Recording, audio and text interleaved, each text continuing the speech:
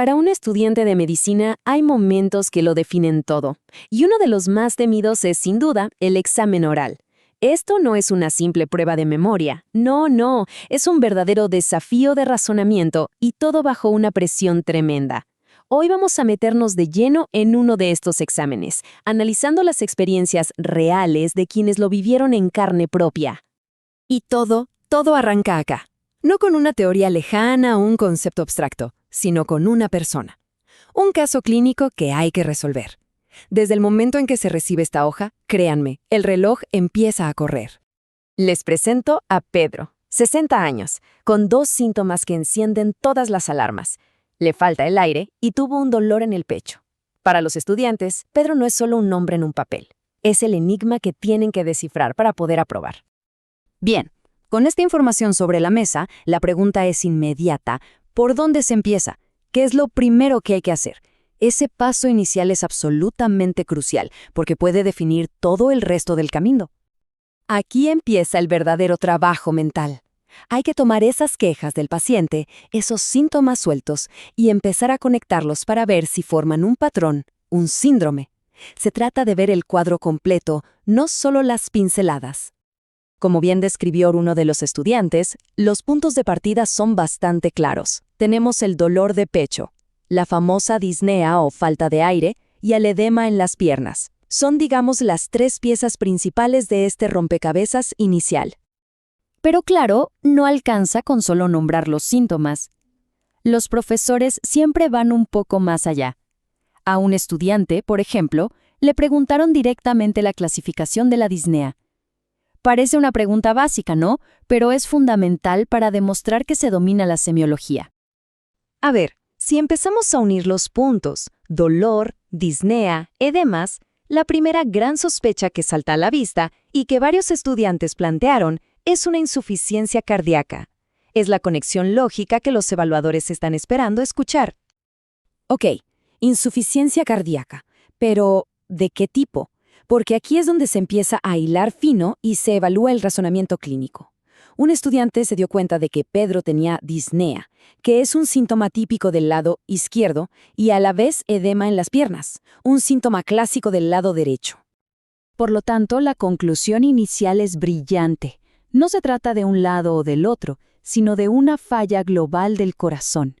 Esto demuestra que el cuadro clínico se interpretó correctamente.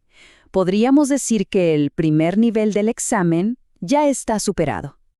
Pero, justo cuando el camino parece despejado, cuando parece que el diagnóstico está encaminado, aparece un detalle en la historia de Pedro. Un pequeño dato que cambia las reglas del juego por completo.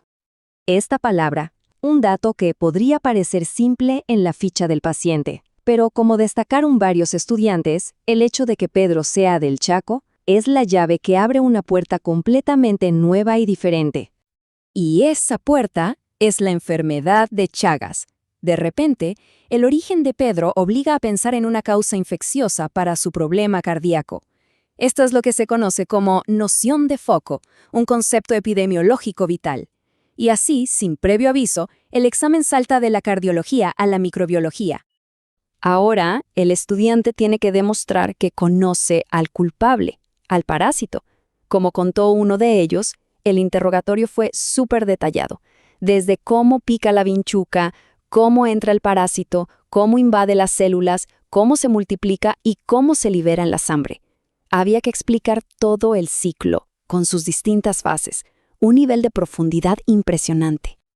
Bueno, ya navegamos por la semiología, pasamos por la microbiología y ahora llegamos al punto de máxima tensión, el momento donde una sola pregunta, una sola, puede decidir si se aprueba o no. Vamos a analizar dónde estuvo el tropiezo para uno de los estudiantes.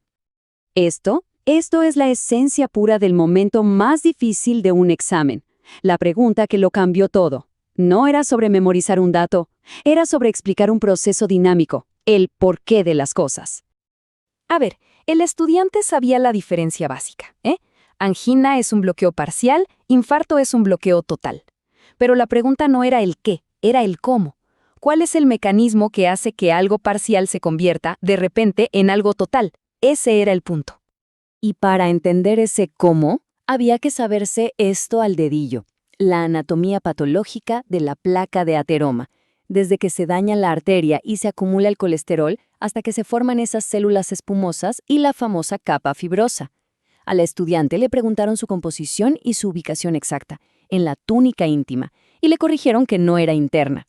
Los detalles, créanme, importan y mucho. Y acá está, la pregunta clave, formulada sin rodeos. El salto de un problema crónico y más o menos estable a una emergencia aguda, mortal. ¿Qué es lo que pasa ahí adentro? ¿Cuál es ese evento catastrófico que ocurre en la placa? Y esta era la respuesta. La placa no es que simplemente va creciendo y creciendo hasta que tapa todo. Lo que suele pasar es que esa capa fibrosa que la recubre, de repente, se rompe. El contenido de la placa entra en contacto con la sangre y ¡boom!